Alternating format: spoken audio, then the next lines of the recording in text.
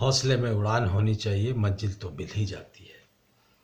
मगर मंजिल पाना इतना आसान तो नहीं है। मंजिल को पाने के लिए हमें मेहनत करना पड़ता है, कर्म करने पड़ते हैं, कुछ एक्शंस लेने पड़ते हैं और तब जाके हमें मंजिल मिलती है। और कभी कभी तो ऐसा भी होता है कि मेहनत करते हैं, कर्म भी करते हैं, एक्शंस भी लेते हैं, लेकिन मंजिल नहीं मिलती। फिर हम क्या कहते हैं? हम कहते हैं कि शायद मेरे किस्मत में नहीं था, शायद मेरे फेट में ही नहीं था। तो दोस्तों, हम लोग अपनी ज़िंदगी में फेट, कर्म, डेस्टिनी, प्रारब्ध, इन चीज़ों को लेकर के चलते हैं, लेकिन इसके बारे में हम लोग कितना समझते कितना है और हम लोग इसको लेते कैसे हैं, ये बहुत ज़रूरी है। मेरा आपसे एक सवाल है, what is your belief? Do you believe on karma और you believe on fate? You will be confused. कभी आप कर्म की तरफ इंक्लाइंड हो जाएंगे, कभी आप फेट की तरफ हो जाएंगे। दोस्तों, हमें ये जानना बहुत ज़रूरी है कि कर्म क्या है, फेट क्या है, डेस्टिनी क्या है, प्रारब्ध क्या है। तो चलिए जानते हैं what is karma. Karma is an act of an individual's past life, that is karma. पिछली जिंदगी में हमारे द्वारा किए गए जो क्रियाएं हैं उसको हम कर्म कहते हैं। ये कर्म अच्छा हो सकता है, ये कर्म बुरा भी हो सकता है, या फिर कुछ अच्छा और कुछ बुरा। ये सारे हमारे जो कर्म हैं, पिछले जन्म के कर्म, पिछले जीवन में जो हमने कर्म किए हैं, वो सारा आकाशिक फील्ड में, कॉस्मॉस में ये एक्युमुलेटेड हो जाते हैं, स्टोर हो जाते हैं in the form of memories और इंफॉर्मेशन। इसको हम संचित कर्म कहते हैं। पूर्व जन्म में किए गए क्रिया या कर्म, ये सारे जो है आकाशिक फील्ड में, कॉस्मॉस में एक्युमुलेटेड हो जाते हैं, स्टोर्ड रहते हैं in the form of memories और इंफॉर्मेशन, जिसे हम संचित कर्म कहते हैं। और इसी संचित कर्म के आधार पे हमें रीबर्थ मिलता है। जैसा संचित कर्म होगा वैसा ही हमें गर्भ मिलेगा, वैसे ही हमें माता पिता मिलेंगे, वैसा ही हमें वातावरण मिलेगा। ये सब कुछ गाइडेड होता है संचित कर्म से। अगर माता पिता का पिछले जन्म में कर्म अच्छा रहा होगा, उनका संचित कर्म अच्छा रहा होगा, तो इस जीवन में उनको वैसे ही संतान की प्राप्ति होगी। और जब हम इस जीवन में आते हैं, जब हमें रिबर्थ मिलता है, नई जिंदगी मिलती है, तो इसके साथ साथ ही हमारा फेट भी मेरे साथ ही आता है और डेस्टिनी भी मेरे साथ ही आता है, मतलब प्रारब्ध भी हमारे साथ ही आता है। मगर परमात्मा ने इस जिंदगी में हमें एक मौका दिया है, और वह मौका ये है कि इस जीवन में आप जैसा कर्म करेंगे, जैसी क्रिया करेंगे, उससे आप अपने फेट को बदल सकते हैं, आप प्रारब्ध को, डेस्टिनी को बदल सकते हैं। इसे क्रियाम न कर्मा कहते हैं। ये कर्म को समझने के लिए कुछ एग्जाम्पल्स हैं। जैसे हम कैसे बात करते हैं, हम कैसी भाषाओं का इस्तेमाल करते हैं, हम कैसे वर्ड्स को इस्तेमाल करते हैं दूसरों के लिए, हम अपने बारे में कैसा सोचते हैं, हम दूसरे के बारे में कैसा सोचते हैं, हम अपने बारे में कैसा फील करते हैं और दूसरों के बारे में क्या फील करते हैं, कैसा फील करते हैं, हम अपने दुख के बारे में, अपने सुख के बारे में या अपनी खुशी के बारे में कैसा फील करते हैं, और वही फिर दूसरे के दुख के बारे में, दूसरे के सुख के बारे में या दूसरे की खुशी के बारे में हम कैसा फील करते हैं। ये सारे जो है ये हमारे कर्म में, और जैसा हम कर्म करेंगे फल वैसा ही होगा। इसको हम न्यूटन्स के थर्ड लॉ से भी कंपेयर कर सकते हैं, the law of action and reaction which is equal and opposite to. तो जैसा हम शब्द इस्तेमाल करेंगे, जैसे हम बात करेंगे, जैसे हम भाषाओं का इस्तेमाल करेंगे, जैसा हम अपने लिए सोचेंगे और दूसरों के लिए सोचेंगे, जैसा हम अपने लिए फील करेंगे, जैसा हम दूसरों के लिए फील करेंगे, ये सारे कर्म जैसा हम करेंगे उसका रिजल्ट भी वैसा ही होगा। तो हमारे इस जीवन में परमात्मा ने जो मौका दिया है, दैट इज क्रियाम न कर्मा करने का, क्रिया करने का, कर्म करने का, जिसको हम फ्री विल ऑफ क्रिया, फ्री विल ऑफ एक्ट कहते हैं।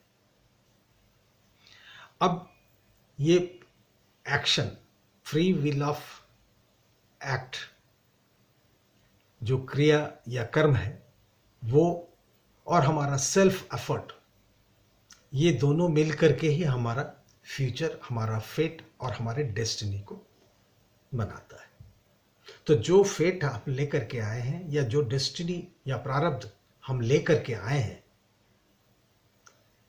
उसको हम इस जिंदगी में क्रियाम न कर्मा के द्वारा, कर्म के द्वारा, एक्शन के द्वारा, हमारे एफर्ट्स के द्वारा इसको हम बदल सकते हैं।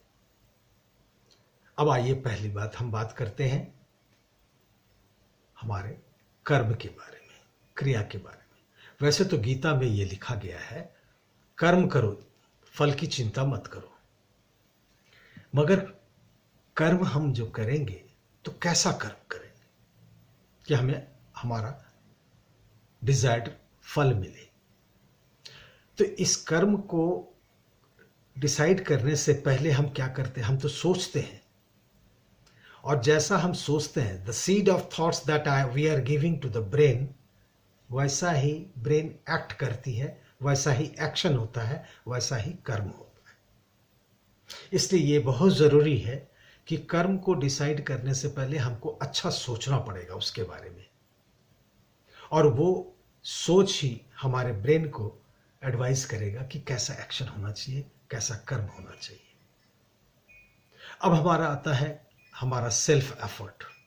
हमारा सेल्फ एफर्ट को मेज़र करना बहुत ज़रूरी है। हमारे सेल्फ एफर्ट में मेज़र करना ज़रूरी है कि हमारे पास ऑप्शंस क्या है। हमारे पास ऑप्शंस अगर लिमिटेड हैं तो उस लिमिटेड ऑप्शंस में ही हमको अपना क्रिया, हमारे कर्म को करना पड़ेगा। अगर हमारे पास ऑप्शंस काफ़ी हैं तो उसके हिसाब से ही हमारे कर्म को और क्रिया को करना पड़ेगा। हमारे पास अपॉर्चुनिटीज़ क्या है, हमारे पास अवसर क्या है, उस अवसर के आधार पर ही हमको कर्म और क्रिया को करना पड़ेगा। तब ये जो कर्म है और हमारा सेल्फ एफर्ट है, ये हमारे फ्यूचर को डिसाइड करेगा, हमारे फेट को डिसाइड करेगा और हमारे डेस्टिनी को डिसाइड करेगा। और इसके आधार पर ही हम अपना फेट भी बदल सकते हैं, हम अपने डेस्टिनी को चेंज कर सकते हैं, हम अपने प्रारब्ध को चेंज कर सकते हैं। इसके लिए बहुत ज़रूरी है कि हमारा सीड ऑफ थॉट्स अच्छा होना चाहिए। सीड ऑफ थॉट्स जैसा हम ब्रेन को देंगे वैसा ही हमारा ब्रेन एक्ट करेगा, वैसा ही एक्शन होगा, वैसा ही कर्म हम डिसाइड करेंगे। और हमको ये भी पता चलेगा कि हमारा सेल्फ एफर्ट किस डायरेक्शन में होना चाहिए, क्योंकि हमको ये मेज़र करके पता चल जाता है कि हमारे पास ऑप्शंस क्या है, हमारे पास अपॉर्चुनिटीज़ क्या है। ये सारे कर्म को करने से हमारा फ्यूचर, हमारा फेट, हमारा डेस्टिनी, हमारा प्रारब्ध चेंज हो सकता है। मैं यहाँ पर एक छोटा सा एग्जाम्पल देना पसंद करूँगा। आप सभी जानते हैं AR रहमान साहब को, जो वर्ल्ड स्टैंडर्ड के म्यूज़िक कंपोज़र हैं। रहमान साहब के पिताजी भी म्यूज़िक कंपोज़र ही थे। जब वो 9 साल के थे, रहमान साहब के पिताजी गुजर गए। उनके गुजर जाने के बाद इन लोगों को बहुत तकलीफ हुई। उनके पिताजी का स्टूडियो था, इंस्ट्रूमेंट्स थे, जहाँ रिकॉर्डिंग होती थी। उसको किराए पे लगा करके उन लोग परिवार चलाते थे। रहमान साहब 9 साल के बहुत छोटे थे। स्कूल जाते थे मगर स्कूल में उनको मन नहीं लगता था। पढ़ाई लिखाई में उतना मन नहीं लगता था। हाँ, थोड़ा बहुत उन्होंने अपने पिताजी के साथ पियानो बजाना सीखा था, कीबोर्ड बजा लेते थे। उनकी दिलचस्पी ज़्यादा म्यूज़िक की तरफ थी। अब उनको था कि ज़िंदगी में जीना है तो कुछ तो कर्म करना पड़ेगा। उन्होंने अपने पिताजी के ही कर्म को as a seed of thoughts लिया और उसके बाद वो उसी पर सोचते रहे और उसी सोच के आधार पर उन्होंने अपने कर्म को डिसाइड किया, उन्होंने अपना एक्शन डिसाइड किया। और उनके पास जो एफर्ट्स था, उनका जो सेल्फ एफर्ट्स था, उनको पता था कि उनके पास ऑप्शंस क्या क्या है। उनके पास इंस्ट्रूमेंट्स थे, उनके पास रिकॉर्डिंग स्टूडियो था, उनके पिताजी के जान पहचान के बहुत सारे लोग थे, उनके पास अपॉर्चुनिटीज़ थी। उन लोगों से के माध्यम से उन्होंने म्यूज़िक की एजुकेशन ली, उन्होंने कंपोजिंग सीखा। इन सारे चीज़ों को उन्होंने अपने कर्म को, अपने एक्शंस को, अपने सेल्फ एफर्ट्स को, ऑप्शन जो उनके पास थे उन ऑप्शंस को उन्होंने अवेल किया। उनके पास जो अपॉर्चुनिटीज़ थे उसको उन्होंने अवेल किया और आज वो वर्ल्ड लेवल में एक अच्छे म्यूज़िक कंपोज़र के रूप में अपने आप को इस्टेब्लिश किया। अगर उस वक्त जिस समय उनके पिताजी गुजर गए थे, अगर उस समय उन्होंने सीड ऑफ थॉट्स प्रॉपर नहीं डाला होता, अपना एक्शंस डिसाइड नहीं किया होता, अपना कर्म डिसाइड नहीं किया होता, अपने ऑप्शंस को नहीं समझा होता, अपने अपॉर्चुनिटीज़ को नहीं समझा होता, तो फिर आज जिस मुकाम पे वो खड़े हैं वहाँ पर खड़े नहीं हो पाते। उन्होंने अपने फेट को बदल दिया, उन्होंने अपने डेस्टिनी को बदल दिया, उन्होंने अपने प्रारब्ध को बदल दिया और अपना एक मुकाम कायम किया। तो दोस्तों, कर्म और सिचुएशनल जो रियलिटी है इसको मेज़र करना बहुत ज़रूरी है। हम आपसे बात करेंगे कि डायमेंशन ऑफ एक्शंस, हमारा जो डायमेंशंस ऑफ एक्शन या कर्म कैसे होना चाहिए और हमारा सिचुएशन रियलिटी के बारे में हमें कितना ज्ञान है, ये जानने के लिए हम आपको थोड़ा सा बताएंगे कि सिचुएशन रियलिटी 3 तरह के होते हैं।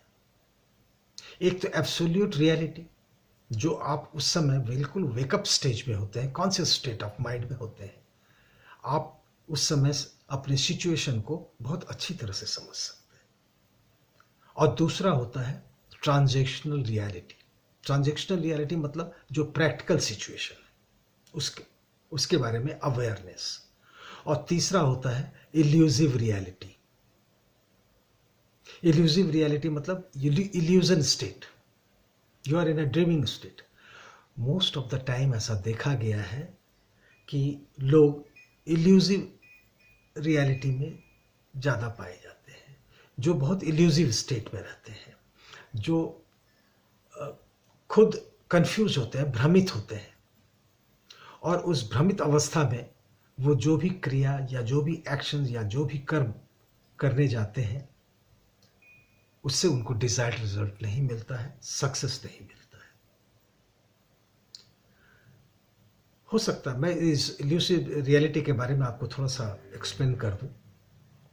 हो सकता है कोई स्टूडेंट ये समझता है कि मैं इंटेलिजेंट हूँ, हो सकता है वो इंटेलिजेंट है भी और वो मेडिकल में जाना चाहता है, वो डॉक्टर बनना चाहता है, इंटेलिजेंट है, मगर कॉम्पिटिटिव एग्ज़ाम के लिए उसकी तैयारियां, उसका कर्म, उसका एक्शन, उस तरह की तैयारी अगर नहीं है तो उसको सक्सेस नहीं मिलेगा। क्यों? कि वो इल्यूसिव स्टेट में है। वो अपने आप को सिर्फ इतना ही जानता है कि मैं इंटेलिजेंट हूँ, लेकिन इंटेलिजेंट होने से ही वो डॉक्टर बन जाएगा, मेडिकल में चला जाएगा, ऐसा कोई ज़रूरी नहीं है। उसके लिए उसको उस तरह का कर्म करना पड़ेगा, क्रिया करनी पड़ेगी। इसलिए मैं आपको कहता हूं, अगर आप इल्यूसिव स्टेट में हैं तो आप इल्यूसिव स्टेट से आप उभर करके आप आइए, आइदर एब्सोल्यूट रियलिटी में आइए, जहां आप कॉन्शियस स्टेट में आप अपने सिचुएशन को समझिए, और अगर एब्सोल्यूट स्टेट में नहीं भी आ सकते हैं तो कम से कम ट्रांजैक्शनल स्टेट में जरूर आइए। ट्रांजैक्शन रियलिटी स्टेट में मतलब है प्रैक्टिकल सिचुएशन। आप प्रैक्टिकल सिचुएशन पे आइए, अपना सिचुएशन को समझिए और उस सिचुएशन के आधार पर अपने थॉट्स को डिसाइड कीजिए और अपने माइंड में सीड ऑफ थॉट्स को दीजिए और उसी के आधार पर अपना कर्म और अपना एक्शन को डिसाइड कीजिए, और उसके बाद आपको उम्मीद है कि रिजल्ट डिसाइड ही आएंगे। अब सोर्स ऑफ एक्शंस को कैसे हम डिजाइन करें या उसके बारे में हम कैसे सोचें। सोर्स ऑफ एक्शन के लिए सबसे पहला चीज है कि what is the circumstantial need, situational need क्या है हमारी। जैसा रहमान साहब के सामने में था, जीविका चलाने के लिए उनके पास एक ही चीज था कि म्यूजिक के लाइन को अगर वो एक्सेप्ट करते हैं तो उससे वो आगे बढ़ते हैं। तो सिचुएशनल नीड था कि उनका सर्वाइवल। उसी तरह से हमारा सिचुएशनल नीड क्या है, हमारा सर्कमस्टेंशियल नीड क्या है, उसको हमको समझना पड़ेगा और उसके बाद उसी तरह का थॉट्स हमें डालना पड़ेगा। That is the intellect level. You have to manifest the intellect level, that is our thought, और उस थॉट के आधार पर ही हमारा डिजायर जो मेंटल लेवल में हमारा मैनिफेस्ट होगा, डिजायर, इच्छा, और उस डिजायर से ही हमारे माइंड में वो डिजाइन करेगा या मैनिफेस्ट करेगा एक्शंस को, कर्म को, और तब ये सोर्स ऑफ एक्शन जो है आपको सफलता की ओर ले जा सकता है, जिससे हमारा फेट और हमारी डेस्टिनी को हम चेंज कर सकते हैं। हाँ, फेट और डेस्टिनी में फर्क क्या है। फेट जो है वो फिक्स्ड है, ये प्री डिटरमाइंड है, ये बदला नहीं जा सकता है, कैनॉट बी चेंज। फेट में there is no choice. Fate जो किस्मत पे या फेट पे डिपेंड करते हैं, they don't believe on change और they don't choose any change. वो फेट पे ही डिपेंड करते हैं। लेकिन डेस्टिनी में एक ऑप्शन है that you can accept the changes and act upon, and then you can change it. So destiny can be changed. Fate fixed है, मगर फेट को बदलने के लिए, डेस्टिनी को अगर आपने चूज किया है, आपने चेंजेस को चूज किया है, तो आप अपने डेस्टिनी को चेंज कर सकते हैं, फेट को चेंज कर सकते हैं।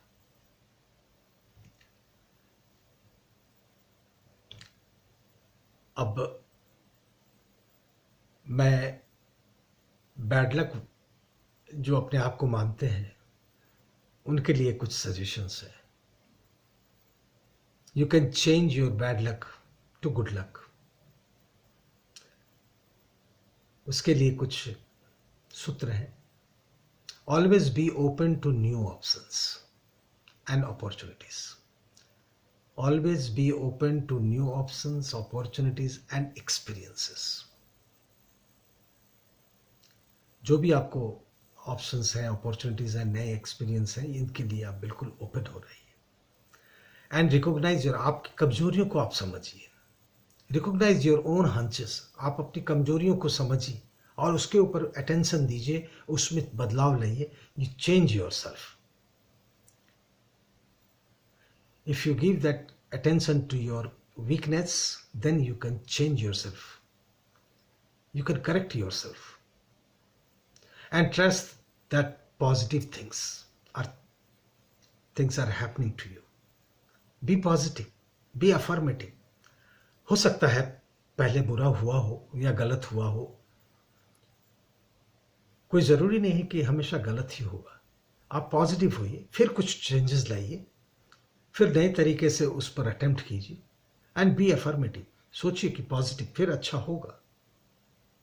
And from the negative experience, आपका पिछला जो नेगेटिव एक्सपीरियंस रहा है, उस नेगेटिव एक्सपीरियंस से आप कुछ पॉजिटिव चीज़ निकालिए, उसमें से पॉजिटिव चीज़ लेकर के अपने आप में चेंजेस लाइए, अपने आप को करेक्ट कीजिए, and then you will see that कि you will change your bad luck to good luck.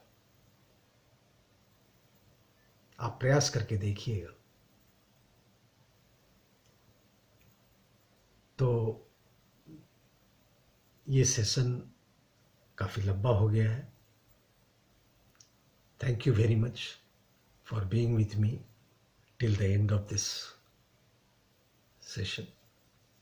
अगर आपको किसी भी तरह की क्वेरीज है, क्वेश्चंस है, कुछ आप पूछना चाहते हैं, मोस्ट वेलकम। आप कमेंट में लिख सकते हैं, मैं आपको अटेंड करूंगा। आपको ये वीडियो कैसा लगा? अगर अच्छा लगा तो लाइक कीजिएगा, सब्सक्राइब कीजिएगा और उनको शेयर भी कीजिएगा।